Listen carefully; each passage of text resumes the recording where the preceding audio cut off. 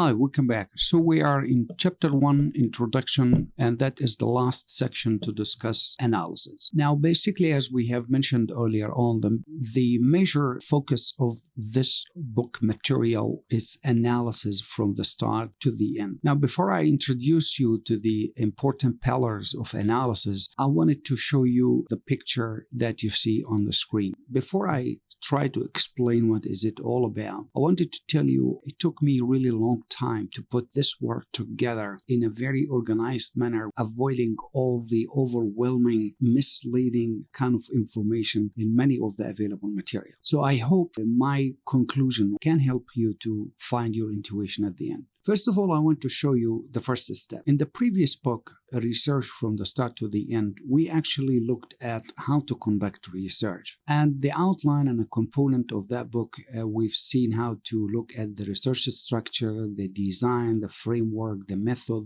and then how to even articulate the research question, how to build up an instrument. But more important actually was the discussion of how to define the space of variables. And we said that space of variables, that means the number of variables according to our research, either induction or deduction, that those number of variables will help me to find an answer to my research question. And as a matter of the fact, outcome of this space of variable, it should finally, after I start measuring using the instrument, measuring those variables, it should outcome with this kind of a structural format of a data set. Now, this is a popular, famous data set by any spreadsheet. Everyone is familiar with this looking spreadsheet. But the fact is that the first row down here represent the actual number of variables that have been designed or have been identified as a contributor to the research from the very beginning. So basically, this is the X1, the X2, and all the way to the XM number of variables that I see are related.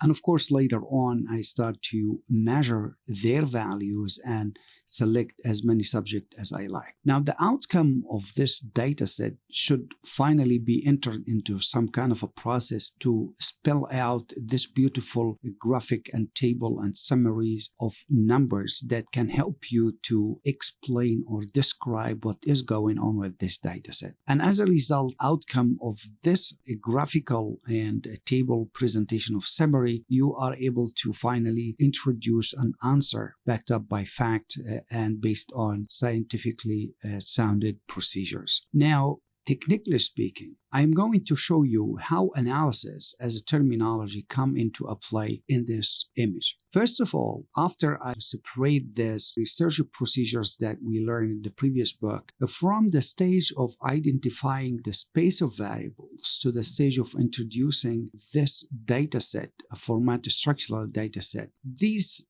steps merge all together. It's called the first pillar of analysis, and it's called data preparation step. Next, after you structure this data in the format of spreadsheet as so, you will be able to use another toolkit that help you to transfer this into that graphical and table presentation in a summary format. This step, we call it introducing what's so-called a descriptive model, which is based on those number of descriptive analysis steps. Finally, taking this descriptive model is ready to introduce answer in the form of inferential model, which is actually the final outcome or the final product as an answer to your research question. These three steps are the pillars of what's so-called analysis. Now, all of this, I put them in this box that you can see down here. They work all together in this closed box, and the outcome of this work possible to be used for a next step after analysis, which is called a prediction. So prediction step, it's one step ahead from analysis. It is what comes after analysis. And the prediction usually come in the form of probability prediction or the form of regression prediction. Now, technical explanation on that, it isn't the focus of this book, but I wanted to show you quite clear that analysis has nothing to do with prediction. This is the first misleading material content that I saw available everywhere.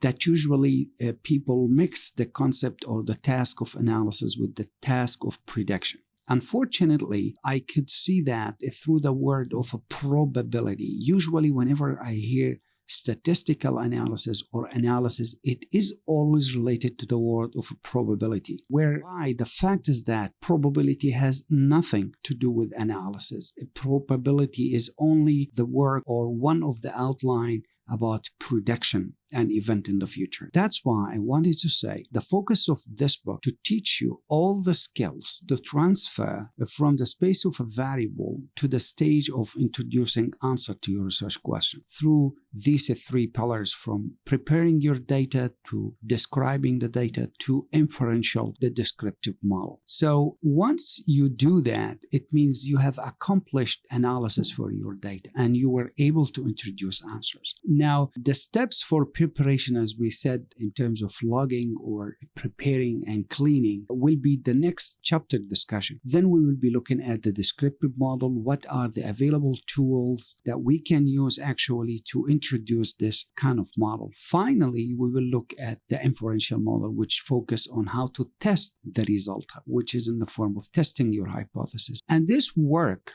later will be encapsulated in one final inferential model, which is then will be the discussion for the next book, where we are going to discuss the world of prediction in the form of a new technological terminology as machine learning and artificial intelligence. So I hope this image is quite clear to you. I wanted to clarify and explicitly show you the three pillars of analysis, which are the focus. The first is to prepare, next to describe, and finally to make the inferential. If you wanted to take this to a next level, you would like to take the outcome of this work to a next stage where you can start to build predictive models. Based on that, then that will be the discussion for our next book. So please keep in mind that analysis has nothing to do with prediction. Analysis has nothing to do with probability. Stage started as a research, and the outcome of a research should be go through set of analysis, and finally the outcome of analysis can then will be taken to prediction. I hope now the image is quite clear to you, and the next to do is to actually start discussion on the first pillar, and that is data preparation. So I will see you then.